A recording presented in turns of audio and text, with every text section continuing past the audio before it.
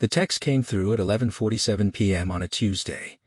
I was still at my desk on the fourth floor of Nexa AI's San Francisco headquarters, debugging a neural network that was supposed to revolutionize medical diagnostics. My wife Sarah had texted 3 times, asking when I'd be home. My daughter Maya had a fever of 102, and I was supposed to be there, holding her hand, telling her everything would be okay. Instead, I was chasing a bug in code that I'd written 3 years ago, the foundation of everything Nexa had built. The text wasn't from Sarah. It was from Derek Vance, our CEO. Conference room now. 2 words. That's all. I remember looking at my monitor, at the thousands of lines of code that had become my life's work. The Iron Lung Diagnostics Protocol, that's what we called it, internally. 3 years of 18-hour days. 3 years of missing Maya's first steps, her first words, her birthday parties. 3 years of telling Sarah, just until the Series B, then just until the Series C, then just until we're acquired. I believed every word of it. I grabbed my jacket and walked down the hall, past the standing desks where junior engineers were still grinding away, past the motivational posters about changing the world. The conference room glass was frosted, but I could see shapes inside. Derek wasn't alone. When I pushed open the door, he was sitting at the head of the table with 2 people I didn't recognize. A woman in a suit that cost more than my monthly mortgage payment, a man with a tablet typing furiously, and Madison Chen, our VP of Operations, no relation despite the shared last name, standing by the window with her arms crossed. She didn't look at me. Derek did, though. He had this expression I'd never seen before. Pity mixed with something else. Anticipation, maybe. He was about to watch a movie he'd been waiting to see. Marcus, sit down. I didn't sit. What's going on, Derek? It's almost midnight. My daughter's sick. I need to get home. You're not going home, Marcus. Not to work from, anyway. The woman in the expensive suit slid a folder across the table. Mr. Chen, I'm Patricia Holbrook, legal counsel for Nexa AI. Effective immediately. Your employment with this company is terminated.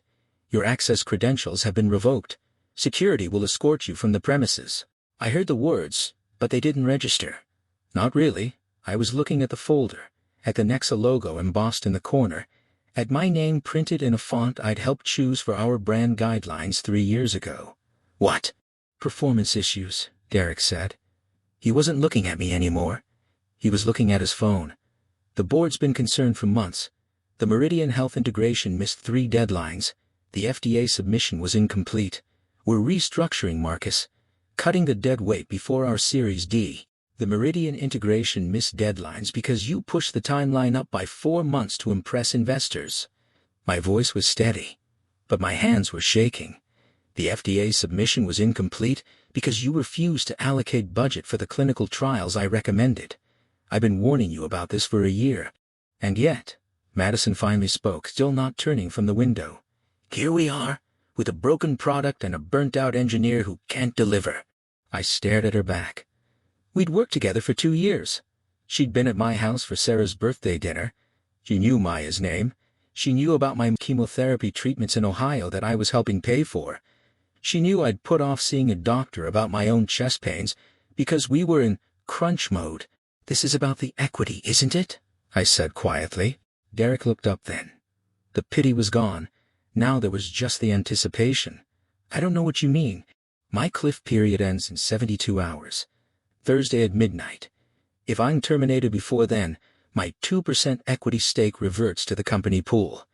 If I'm employed when the clock hits Thursday, it vests fully. 2% of a company valued at $400 million. That's $8 million, Derek. That's what this is worth to you. Patricia Holbrook cleared her throat. Mr. Chen, your employment agreement includes a standard vesting schedule with a 1-year cliff. Your hire date was November 15th 3 years ago. The cliff period ends November 15th, which is Thursday. However, termination for cause can occur at any time, and cause has been established through documented performance failures. Documented by who? By me, Madison said, finally turning around. She had a folder of her own. 6 months of incident reports, missed stand-ups, code review rejections, client complaints about your negative attitude. Those are fabricated. They're documented, Derek said, and documentation is what matters. I stood there, looking at the three of them, and I understood something that would change everything. This wasn't personal, not really. They weren't evil people twisting mustaches, they were just practical. Sarah and I had watched this documentary once about how chicken processing plants worked. The birds weren't killed out of malice, they were just processed. That's what I was, a processing problem, a line item that needed clearing before the Series D investors did their due diligence. My code, I said, the Iron Lung Protocol, I built that, every line of it. Work for hire, Patricia said smoothly. Clause 14.3 of your employment agreement. All intellectual property created during employment belongs to Nexa AI in perpetuity. I have backups. I'm sure you do, Derek said. He almost sounded sympathetic. But you can't use them. Non-compete clause. Non-solicitation. You can't work in medical AI for 24 months. You can't contact any of our clients. You can't even mention that you worked on the project. By Thursday, Marcus, you won't exist in this industry. Security arrived then. 2 men in polo shirts with earpieces. They didn't touch me, but they stood close enough that I could smell their cologne. Cheap, aggressive, the smell of outsourced enforcement. I walked out without saying another word. Past the junior engineers who were too focused on their screens to notice, past the motivational posters, past the wall of fame where my photo hung from when we'd won the Healthcare Innovation Award in 2022. Derek's arm was around my shoulder in that photo. We looked like brothers. The San Francisco fog had rolled in while I was inside, cold and wet and thick enough that the streetlights looked like distant stars. I stood on the sidewalk, my box of personal effects photos of Sarah and Maya, a coffee mug, hoodie clutched against my chest, and I realized I didn't have my phone. They'd taken it. Company property. All my contacts, all my photos, 2 years of text messages with Sarah about whether we'd make rent or if Maya's cough was serious. Gone. I found a payphone 3 blocks away. I didn't know they still existed. I called Sarah Collect, and when she answered, her voice thick with sleep and worry, I couldn't speak. I just stood there, listening to her say my name over and over, until the operator cut us off. When I finally got home, it took 2 hours to walk, because I couldn't remember bus routes and had no phone to check Sarah was waiting on the porch. She didn't ask what happened. She just looked at my face and started crying. Maya was inside, finally asleep, her fever broken. I sat on the porch steps and Sarah sat beside me, and we watched the fog turn pink with dawn, and neither of us said anything for a long time. The equity, she finally said. Thursday. Yeah. Can they do that? Time it like that? They just did. She took my hand. Her fingers were cold. What are we going to do? I didn't have an answer. Not then. My mother needed $12,000 for her next round of treatment. Maya's preschool tuition was due. Our rent had just gone up 18%, and I had exactly $437 in my checking account, a mortgage-sized hole in my resume, and a non-compete agreement that made me legally toxic to any employer in my field. But here's the thing about hitting bottom. When the floor finally stops moving, you realize you're still breathing. And if you're still breathing, you can still think. And if you can think, you can remember. I remembered something Derek had said in a meeting 6 months ago. Drunk on expensive scotch after we'd closed the Series C. He'd been boasting about how he'd structured the company to be acquisition-proof, how he'd learned from his last startup, where a disgruntled engineer had almost tanked a deal by claiming IP rights. This time, he'd said, I locked it down tight. Work for hire. Assignment clauses. The works. Nobody can claim they own anything but a paycheck. But he'd been wrong. I knew he was wrong, because I'd actually read my employment agreement, all 47 pages of it. Most people don't. Most people scroll to the signature line and initial where the HR person points. But I'm the son of immigrants who taught me that paperwork is either a weapon or a shield, and you never know which until you read every word. I went inside and opened my laptop. Sarah had made coffee, strong and black, the way I used to drink it before the chest pain started. I pulled up my personal email, thank God I'd never used my work email for personal business, and found the employment agreement I'd signed 3 years ago. I read it again, slowly, carefully, and then I found the clause that Derek had forgotten, or never known about, or simply hadn't thought mattered. Section 14.3. Yes. Work for hire. All IP belongs to Nexa. But section 14.7 right there in the same paragraph, separated by a semicolon that some lawyer had probably agonized over, stated that any IP created using personal resources, personal time, and without company direction remained the property of the creator, provided that the creator documented this usage and notified the company in writing within 30 days of creation. I'd done that, not because I was planning for this moment, but because Derek had been paranoid about a lawsuit from a previous employer. He'd wanted clean documentation that I'd built the initial prototype before joining Nexa, so I'd emailed him 3 years ago with a time-stamped GitHub repository showing the first commit 2 weeks before my start date. I'd built the core architecture in my garage on my own laptop using open-source libraries I'd contributed to in grad school. The email was still there, in my sent folder, dated October 28, 3 years ago. Subject line, Peer Employment IP Disclosure Iron Lung Prototype. Derek had replied with a thumbs-up emoji.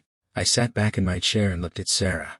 She was holding Maya, who had woken up and was watching me with those serious brown eyes that always seemed to see too much. I think, I said slowly, I might have something. Over the next 48 hours I didn't sleep much. I consulted with a lawyer, a real one, not a corporate fixer like Patricia Holbrook, who specialized in IP law for tech workers.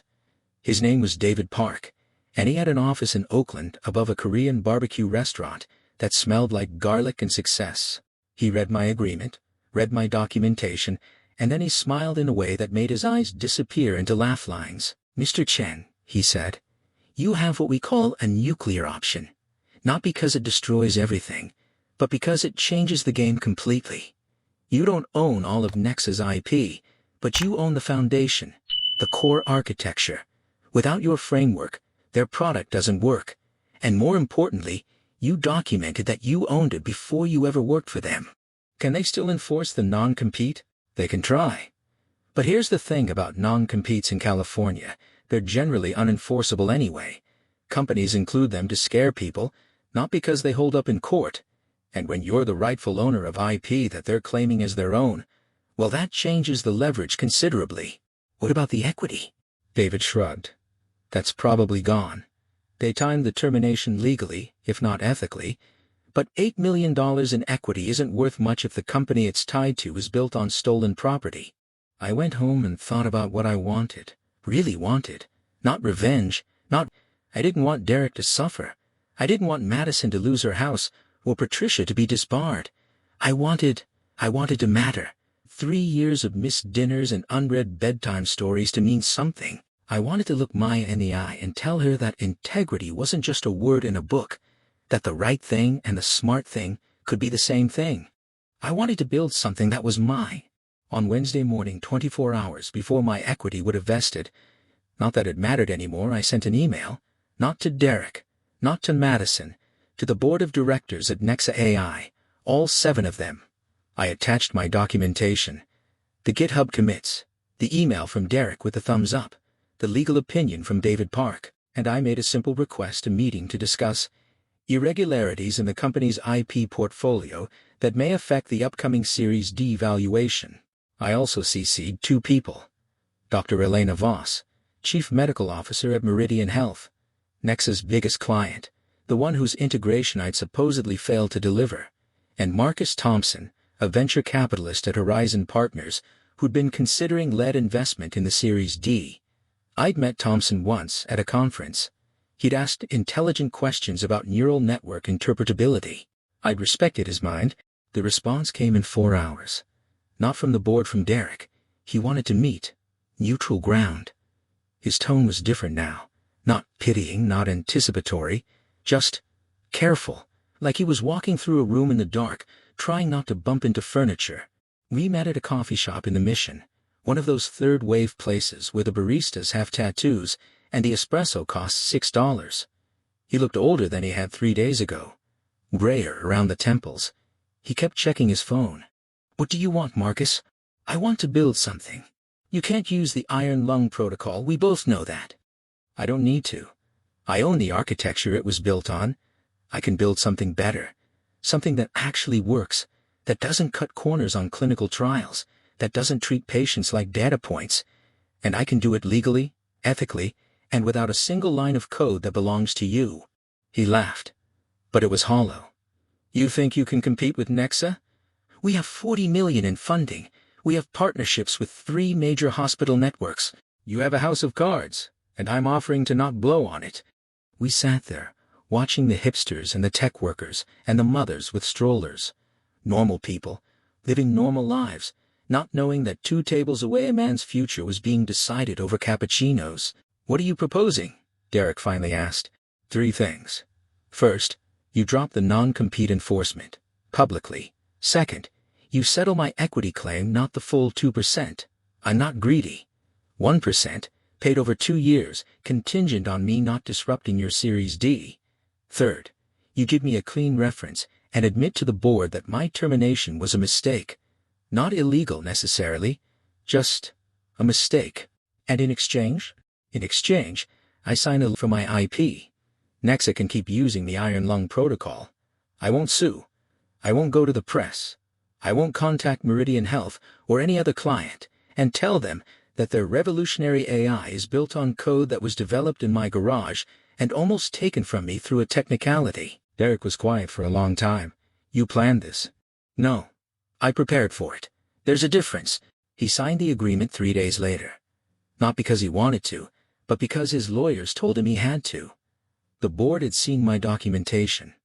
Marcus Thompson at Horizon Partners had pulled out of the Series D, citing governance concerns. Dr. Voss at Meridian Health had demanded an independent audit of Nexa's IP claims. The house of cards was swaying, and I was offering to be the guy who stopped the wind. I got my equity. Not 8 million, 4 million paid over time. Enough to pay for my mother's treatment. Enough to put Maya through college. Enough that Sarah could stop working double shifts at the hospital and finish her nursing degree. But the real victory came 6 months later. I started small. Chen Diagnostics, operating out of that same garage where I'd built the first prototype. Just me at first. Then David Park introduced me to a former colleague of his, a brilliant data scientist named Aisha Patel, who'd left Google because she wanted to work on something that actually helped people. Then Aisha brought in her brother, Raj, who'd sold his first startup and was looking for something meaningful to do with his money and his time. We built something. Not a copy of Nexa's product, a rejection of it. Where they had optimized for investor presentations, we optimized for patient outcomes. Where they had cut corners on clinical trials to hit deadlines, we partnered with university medical centers and did the research right. Where Derek had seen a market opportunity, we saw a moral obligation. 18 months after that night on the sidewalk, Chen Diagnostics closed our own Series A. $12 million, led by Marcus Thompson at Horizon Partners, the same guy who'd pulled out of Nexa's round. He told me later that he'd done it because of my email. Yes, but also because of what I'd done with the leverage. I hadn't destroyed Nexa. I could have. I probably should have by some calculations, to build instead. That's rare, Thompson had said at the closing dinner. Most people in your position would have burnt it all down. Most people don't have a daughter who asks them every night if they're a good person, I'd replied. Nexa still exists. They're smaller now. They had to restate their IP claims to investors, which dropped their valuation by 60%. Derek was asked to step down as CEO 6 months after our agreement voluntarily, though everyone knew what that meant. Madison Chen left to join a wellness startup that sells meditation apps to corporations. I hear she's doing well. Patricia Holbrook still practices law. We run into each other sometimes at industry events. She nods. I nod back. The world keeps turning. My mother went into remission last spring. I was there, in Ohio, holding her hand when the doctor gave the news. She didn't cry. She just looked at me and said, in Mandarin, the language I still stumble over after 30 years in America, "You became the man I hoped you would be." Maya is 7 now. She wants to be a scientist. She has a microscope that she uses to examine leaves from our backyard, and she keeps a notebook where she writes down her observations in careful 7-year-old handwriting. Last month, she asked me if I was famous. I told her I wasn't. She looked disappointed for a moment, then asked, "Are you important?" I thought about that question for a long time, about Derek and Madison and all the people who tried to make me small. about the $4 million that would hit my account over the next 2 years, and whether that number measured my worth, about the patients whose lives had been saved by diagnostics that actually worked, that didn't crash during critical moments, that weren't built on stolen code and corner cutting. I think, I told her, that I'm trying to be. Sarah finished her nursing degree last December. She works 3 days a week at a community clinic in Oakland, serving people who remind her of her own parents, immigrants, working class, trying to make a life in a country that doesn't always welcome them. On her days off, she takes Maya to the beach, or the museum, or just to the park to run until she's exhausted. I join them when I can. I'm trying to join them more. The chest pains turned out to be stress. The doctor, an actual physician, not a WebMD search, told me that my blood pressure was concerning for someone your age, and asked about my work-life balance. I laughed, then I cried, then I made a plan. Chen Diagnostics has a CEO now, someone I hired deliberately because she's smarter than me and better at the things I'm bad at. I still code, but I also take walks at lunch. I still work hard, but I stop when Maya's school day ends. I still build things that matter, but I no longer believe that I'm the only one who can build them. Last week I got an email from an engineer at Nexa. Young guy, maybe 25. He'd found my contact through a mutual connection. He told me that he'd been asked to work late, to cut corners, to sign off on documentation he knew was incomplete. He asked me what he should do. I thought about telling him to document everything, to read his contract, to find the clause that would give him leverage. I thought about telling him to lawyer up, to prepare for war, to treat his employer as an enemy to be defeated. Instead, I told him to know his worth, to build something he believed in, to remember that the right thing and the smart thing are usually the same thing, if you're patient enough to find the path where they meet. I told him that integrity isn't a weakness, even when it looks like one. That the people who try to make you small are often just afraid of how big you might become. I don't know if he'll listen. Most people have to learn these lessons themselves, the hard way, in conference rooms at midnight while their daughters have fevers and their mothers wait for treatment. But maybe he'll remember. Maybe he'll prepare. Maybe he'll find his own garage to build in, his own foundation to stand on. That's the thing about the American dream, or whatever we're calling it now. It's not about crushing your enemies. It's not about getting revenge on the Derricks and Madisons of the world. It's about building something that can't be taken away, not because you have a lawyer and a contract clause, but because you built it right, because you built it true, because you built it yourself, in the fog and the dark, when nobody was watching and everybody had counted you out.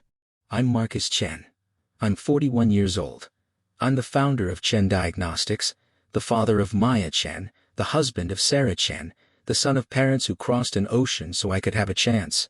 And 3 years ago, I was fired from a company I helped build, betrayed by people I trusted, left on a sidewalk with a box of photos and a broken heart. I didn't get revenge. I got better. I got stronger. I got free.